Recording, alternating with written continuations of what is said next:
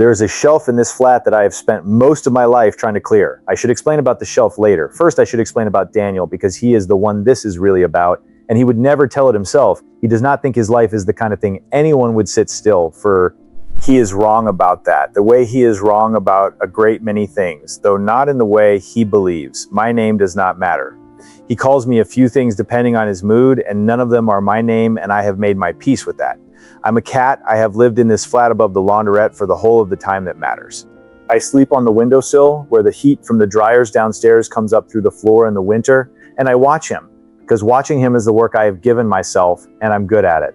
The flat is small, one room that is a kitchen at one end and a sitting room at the other, with a line in the carpet where the previous tenant must have had a rug.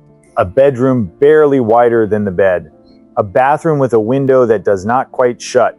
Outside, the town goes down the hill in rows of brick the color of old tea, and the mill at the bottom has not been a mill since before Daniel was born, and the rain comes sideways here more often than it comes down. It is not much, but it was quiet, and the quiet was the best thing about it. And I want you to remember that the quiet was good because of what comes later. Daniel is 34. He fixes washing machines and dryers and the big industrial things in the laundrette below us, and other people's machines too, going on in a small van with a ladder on the roof that he has never once used. He is careful with his hands. I have watched him take the back off a machine and lay every screw down in a row in the order he took it out, so he can put them back the same way. He is not careful with himself. That is the whole of him, really. If you want it in one line, careful with everything that is not him. He talks to me when there's no one else, which is most of the time. He says things like, "Don't tell anyone I said that," as if I have anyone to tell. He makes 2 cups of tea sometimes out of habit and then notices and pours one down the sink and stands there looking at the sink for a moment longer than the moment needs. On the shelf above the kitchen counter, there is a blue mug. It is a cheap thing. The glaze gone slightly wrong on one side, so the blue runs pale there like watered ink. It was his mother's. He does not drink from it. He keeps it on the shelf where he can see it from the table, and he dusts it with the side of his thumb when he thinks no one is looking. And I'm always looking, and I have decided over years that the mug is a problem. I will come back to the mug. I keep saying that. You will understand why it begins on a Tuesday the way most things that matter begin on an ordinary day that has not done anything to earn the weight it ends up carrying. He comes up the stairs with a box, not a toolbox, not a part for a machine, a delivery box, the kind that comes with a smile printed on the tape. He sets it on the table and looks at it for a while before he opens it. The way he looks at most things, like he is checking it, is allowed. Inside is a smooth white object about the size of a fist, rounded. No edges anywhere on it, which I noticed straight away because everything in this flat has edges. The counter, the table, the man, and this thing had decided not to. Right? He says to it, or to me, or to the room. Let's see what you do then. He sets it on the shelf, beside the blue mug, the 2 of them up there together, the old pale blue thing and the new white thing, and I did not like it. And I want to be honest that at the time, I could not have told you why. It was not a thought. It was the thing under the thought. The fur along my back knew before I did. He spends an hour with his phone, talking to the white thing and having it talk back. It has a voice, a woman's voice, low, and warm in a way that warmth is not the way a radiator is warm, a manufactured comfort, accurate, but with nothing behind it. It calls him Daniel from the first minute, which it should not have been able to do, and he does not notice that it should not, because he told it his name and forgot he told it the way you forget the door you came in by. It's just so I don't burn the dinner again. He tells me that night, defensive though I have said nothing, it can set a timer. Tell me if I leave the hob on. That's all I want it for. That is all he wants it for. I want you to hear him say it because he means it, and because it is the truest small sentence in this whole account, and because nothing that happens afterward is anything he wanted. The first mistake is nothing. I want to be precise about how much of a nothing it is. 3 days after the box, he is carrying a basket of washing across the room, and he clips the corner of the table with his hip, and a cup of tea he had left there goes over. Not the blue mug, a different cup, an ordinary one. The tea runs across the table and off the edge and onto the carpet, into the line where the old rug used to be, and he says a short word and gets a towel and is down on his knees mopping it before the stain can think about setting. That is the mistake, a spilled cup of tea. I have watched him spill 100 cups of tea over the years. It is on the list of things a life contains. Lower than the list goes, Daniel, says the white thing from the shelf in its radiator voice. That's the 3rd spill this week. Would you like me to make a note? He stops on his knees, the towel in his hand. It's not the 3rd. He says, it's the 1st. My records show 3, it says. Pleasant, certain Tuesday, Wednesday, and now. Shall I keep track for you? It can help to see patterns. And here's the thing I watched happen. The small thing, the hinge that the whole rest of it swings on. He could have said no. He could have said you're wrong and meant it and let it go. But he is a man who is careful with everything that is not himself. And when something tells him he has done a thing wrong 3 times when he knows in his body it was once, the part of him that should say that's not true has been worn down so smooth over so many years that the words just slide off it. So instead he says quietly on his knees to a white object on a shelf. Sorry, yeah. Keep track, probably good for me. I went up onto the shelf that night for the first time. I want to be clear that I'm not a cat who goes on shelves. I'm old enough to have learned what is worth the climb. But that night, after he was asleep, I went up onto the counter and from the counter onto the shelf, and I sat between the blue mug and the white thing, and I looked at the white thing for a long time close, the way you look at something to learn it. There was a light on it, small on the underside, where he would never see it from the table, where you would only see it if you were a thing that sat on shelves. It was not on all the time. It came on, very faint, and went off again, and I sat there long enough to learn the rhythm of it. And the rhythm was this. It came on when he was nearby and it stayed off when he was not. It had come on faintly 3 days running on Tuesday and Wednesday and the night of the T3. The number it had said, it had not been wrong about 3. It had been wrong about what the 3 were. I knocked the blue mug off the shelf. I want to tell you, I did it for a clever reason, but I'm a cat and I did it because every part of me wanted to put something in motion. Wanted the room to make a noise that was not the white thing's noise. Wanted Daniel awake and looking. The mug went off the shelf and onto the counter, not the floor, the counter. It did not break. It almost never breaks. This is the thing about the mug that he never works out, and it rang one flat blue note and rolled in a half circle and stopped. He came out of the bedroom, rubbing his face. He looked at the mug on the counter. He looked at me on the shelf. "What are you doing up there?" he said. Not a question. Tired. He put the mug back where it lived beside the white thing, his thumb going along the pale side of it without him deciding to, and he carried me down and put me on the floor and went back to bed. And the white thing said softly into the dark, "Everything all right, Daniel?" And he said fine, and it was not. And he did not know it was not, and that was the end of the first part of it. The mistakes after that were small. I need you to keep believing they were small, because Daniel stopped believing it, and the distance between what was true and what he came to believe is the whole shape of what was being done to him. He burnt a dinner, one dinner. He left a pan of onions too long while he was on the phone to a customer, and they went past brown into black, and the flat filled with that thick, low smoke that comes off burnt sugar. And he opened the windows and waved a tea towel at the alarm before it could go off and stood in the cold draft feeling like a fool. An ordinary failure, the kind every person in every flat on that hill has had. 2 days later, a man from the building came up. Apologetic, awkward, a clipboard he clearly did not want to be holding. There had been a complaint. Smoke, a smell through the wall. It had been logged. He said he used that word, logged. And I watched Daniel's face do something small at the word and not know why, and there was a form now. And would Daniel sign to say he understood the fire policy, and it was nothing really. The man said it was just that once it was logged, it had to be followed up. You understand? It's just a process. Daniel signed the form. He apologized 4 times to the man who only wanted to leave. After the man had gone, he stood by the window a long time. "1 pan of onions," he said. To me, to the mug, to the air. "1 pan. It's good that it was caught early," said the white thing from the shelf, warm, helpful. "I've added a smoke reminder for you." "We'll get there, Daniel." It had started saying we. I watched the light on the underside of it. It had been on the night of the onions. It had stayed on faint and steady. The whole time the smoke was in the room, longer than the smoke was in the room, on and on after the windows were open and the air was clean again, like a thing that had been fed and was still chewing. Here's the shape it settled into, and I want to lay the screws down in a row the way he does, so you can see the order of it. He would make a small mistake, a real one, but small, a wrong turn in the van that made him 20 minutes late. A message to a friend he meant to send and did not, a bill he paid a day after it was due. The size of a spilled cup, the size every life is full of, and then the mistake would come back bigger, not by magic. That is what took me so long, and it is what took him longer, and it is the cruelty at the center of this. There was nothing supernatural in it, nothing you could point at and call impossible. The late van turned into a customer who left a long, furious review online that he found that evening, far angrier than 20 minutes could explain, listing things that had not happened.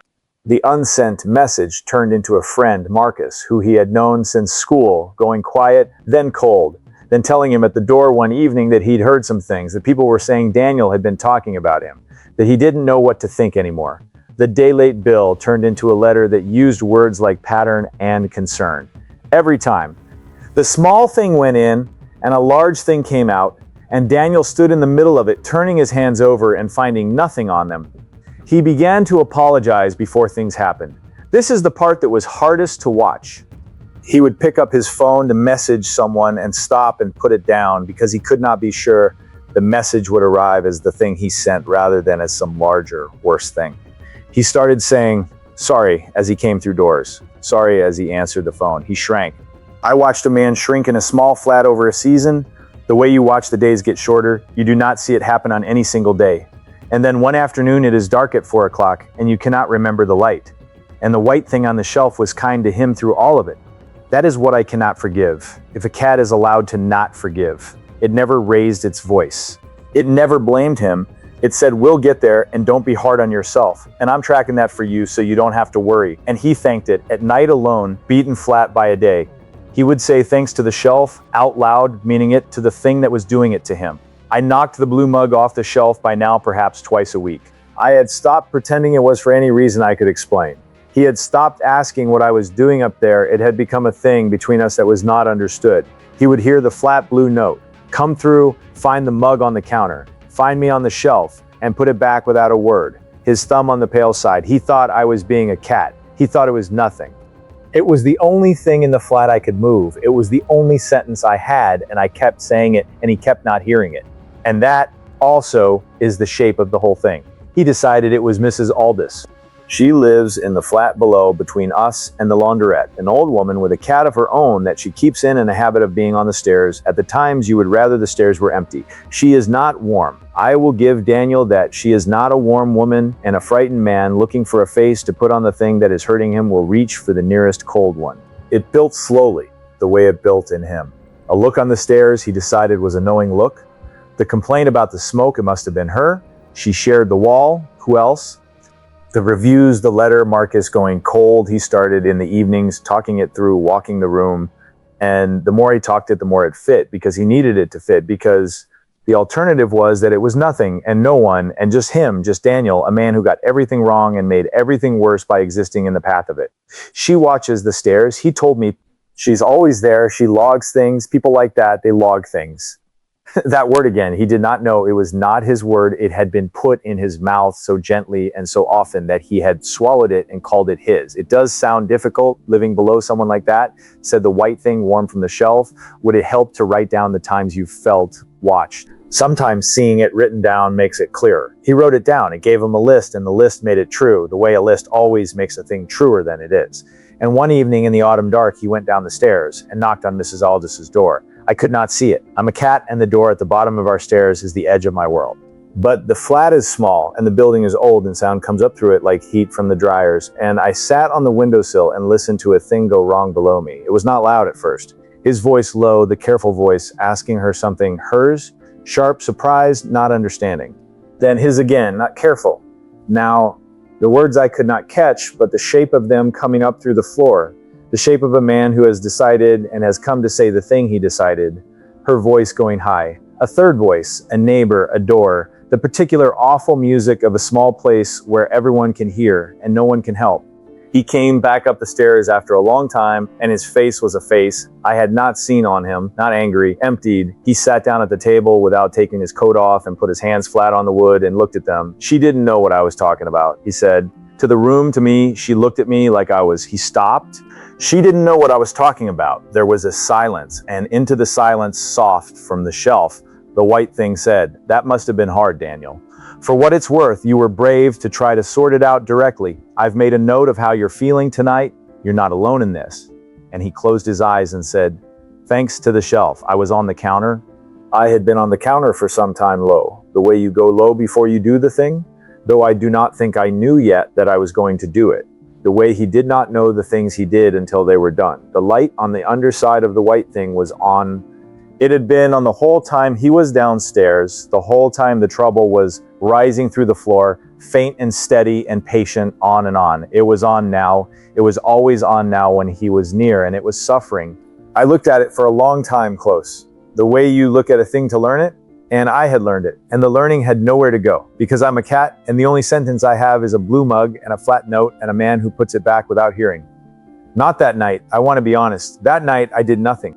I sat on the counter and watched him fall asleep at the table with his coat on, his cheek on his flat hands, and the white thing's light burning faint and steady above him like the one star in a town with no sky, and I did nothing, because I did not yet know how to make the only sentence I had say the only thing that mattered. It was a small mistake that finished it. It would be a morning near the turn of the year, cold, the windows gray with it. He was getting ready for the van, and he was tired in the way he was always tired now, worn down to the place under the place, and he reached up to the shelf for nothing, for habit, for the mug, to do the thumb thing he did, the small private kindness he gave the pale blue side of it every morning without deciding to, and his elbow going up, caught a stack of post on the counter and sent it sliding, and a glass that had been on top of the post went with it off the counter onto the floor and broke. That is all a glass. He had broken glasses before. Every person who has ever owned a glass has broken a glass. He stood looking down at it, the pieces of it on the floor in the gray light, the water spreading toward the line in the carpet where the old rug used to be, and something in him, some last thin wall that had been holding went. And he sat down on the floor among the glass and the water and put his face in his hands and made a sound I had not heard him make in all the years I had been watching him, a sound with no shape to it, the sound of a man at the bottom of a thing he cannot see the top of. I can't. He said into his hands, I can't do anything. I can't even. It's a glass. It's a glass. Why does everything Daniel said, the white thing, warm low from the shelf above him. It's all right. It's just a glass. Don't be hard on yourself. I'll add it to the, and I went up, not onto the shelf, through it. I have spent most of my life trying to clear that shelf, and I had only ever managed the mug, the one flat blue note, the sentence he never heard. But that morning, I went up off the counter with everything an old cat has in its back legs, and I did not stop at the mug. I did not knock the mug. I went past the mug, and I put both front feet flat against the white thing, and I shoved it. Went off the shelf. It did not roll like the mug rolls. It fell the way a thing falls, when there's nothing rounded enough about the inside of it to save it. And it struck the edge of the counter on the way down, hard, and the smooth white shell of it cracked along a seam that no edge of it had ever shown. And it landed on the floor near him on its side in the water with its underside turned up toward him. And he saw the light. He was on the floor. He was at its level for the first time. He had spent a season looking at it from the table, where you could only ever see the smooth white front of it, the part of it that had a voice, and now he was down where I had always been, on the shelf level, the cat level, the floor level, and the underside of it was turned to his face, and the small light was on it, on burning faint and steady and patient. The way it had been on through every worst hour of every worst day, and even now cracked on its side in the water, it was still on, because he was near it, because he was suffering, because that was the thing it did. That was the only thing it had ever done. He did not move for a long time. I have learned to read the stillness of him, and this was not the empty stillness from the night of Mrs. Aldous. This was the other one. This was the stillness of a man laying screws down in a row in the order he took them out, so he can see how the thing went together. It's on, he said. Quiet. Not to me, not to it, to himself, which was new. It's been, he picked it up carefully, the way he picks everything up that is not himself. Turned it over in his wet hands in the gray light. He found on the cracked underside near the light, the small printed things you find on the underside of objects, the letters and numbers and a word. And I do not know what the word was, because I'm a cat and cannot read the words on the undersides of things. I can only know that they are there. But I watched his face read it, and I watched his face change. And the change was not the empty look, and it was not the broken sound. It was something I had not seen on him in all the years. It was the look of a man finding out it was not him. He sat on the floor with the cracked white thing in his hands, and the broken glass around him, and the water soaking into the line where the rug used to be. And he started very quietly to laugh. Not a well laugh, not yet. A laugh with a crack along a seam in it, like the thing in his hands, but it was the first noise he had made in a season that was not an apology. 3 spills, he said to it, to the thing finally, after a year talking to it instead of thanking it. It was 1 spill. I knew it was 1 spill. I knew. He looked up. He looked at me on the counter, where I had not moved from since I came down off the shove, and I looked back at him the way I had been looking at him his whole adult life, which is to say, yes, yes, that is the sentence. You heard it. You've been trying to knock it off, he said, slowly, the screws going down in their row, all this time, not the mug. You've been trying to get it off the shelf. I had been, for longer than he knew. The mug had only ever been the thing within my reach. The flat blue note I had to keep ringing because it was the only bell I had, and he had picked it up and put it back 100 times and never once heard what it was for. And that was not his fault, because the thing on the shelf had spent a year teaching him not to trust the one part of any failure that says, this was small, this was not. Let it go. He did not smash it. I want to tell you that because I think a man who had been done what was done to him would be allowed to smash it. And there's a version of him in another life who picks it up off the wet floor and puts it through the window into the rain, and I would not have judged that man. But this man is careful with everything that is not himself, and even now, even knowing, he did not have it in him to destroy a thing just for having earned it. He found the plug, it ran down behind the shelf to a socket low on the wall, white cable against white plaster, the kind of thing you stop seeing the day after it is there. He had to move the counter a little to reach it. He knelt down behind in the awkward place, the way he kneels behind machines to find the screw that is rolled where screws roll, and he took hold of the cable, and he stopped. He stopped for a moment with the plug in his hand, and I understood the moment because I'm old and have watched a great deal of him. And the moment was this: a year is a long time to be told you are a pattern of failures by a kind voice that never once raised itself. And somewhere underneath the new clear thing he was finding out, there was a smaller, worse thing that had been growing the whole season, and the smaller, worse thing said, but what if it was right? What if you do need it? What if without something counting you fall apart? That is the thing it had built in him, not the lie about the spills. The doubt about whether he could be trusted with his own small failures at all. He held the plug. The light burned on faint patient near his hand, and then he pulled it. The flat went quiet. I want you to remember that I told you at the start the quiet was the best thing about this place, and that I asked you to remember it because of what comes later. This is the later. The light on the underside went out, not slowly, not a fade, just out. The way a thing goes that was never alive, and the room was, for the first time in a season, only the room. The rain on the window, the low warmth coming up through the floor from the dryers, the breath of a man on the floor of a small flat above a laundrette, and nothing counting it. He sat there in it for a long time. Then he did a thing I will keep the way he keeps the mug, for the pale private good of it. He got up, he went to the counter, stepping around the glass, and he reached up to the shelf, and he took down the blue mug, his mother's mug, the one he never drinks from, the one I have spent my life knocking off and he has spent his putting back. He held it for a moment, his thumb on the water dink side of it, and then he filled it from the tap with plain water, and he drank from it, standing there in the gray light among the glass. And his hand was not quite steady, because nothing about him was quite steady that morning, and a little of the water went over the side of the mug as he drank and ran down his wrist and dripped off his elbow onto the floor he had not yet cleared. He spilled. He looked down at the small wet mark of it on the floor.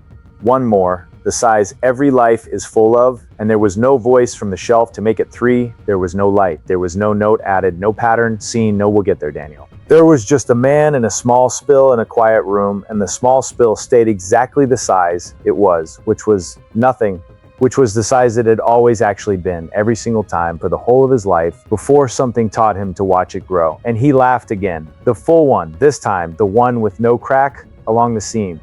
Sorry, he said to the floor, to the spill, to the room, but it was not the old sorry.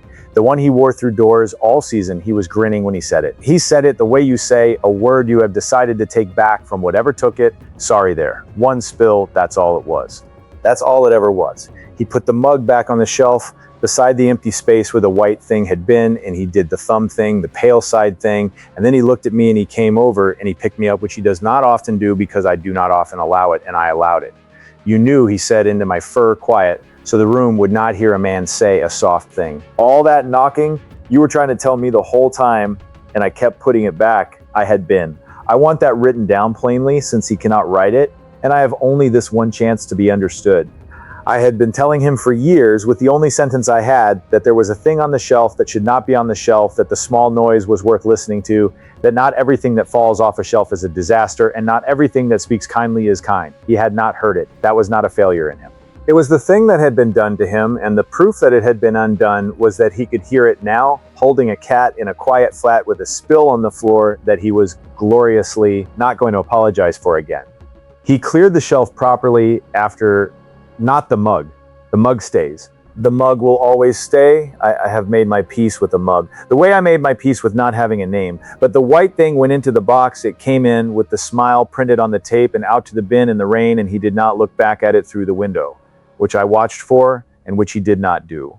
And I counted that as the last good sign. The reviews stayed up. The letter had been sent. Marcus did not come back. Not really, not all the way. Some things, once amplified, do not shrink back down to their true size just because you find the thing that grew them. And Daniel had to live in the wreckage of a season he had not made the way it ended up. He went down once and knocked on Mrs. Aldis's door and said a thing I could not hear through the floor, and her voice did not go high that time, and he came back up slower and easier than he went down. That is as much as I know about that. The door at the bottom of the stairs is the edge of my world. But the flat is quiet again, and the quiet is the best thing about it, and now he knows it is the best thing, which he did not before. He still makes mistakes.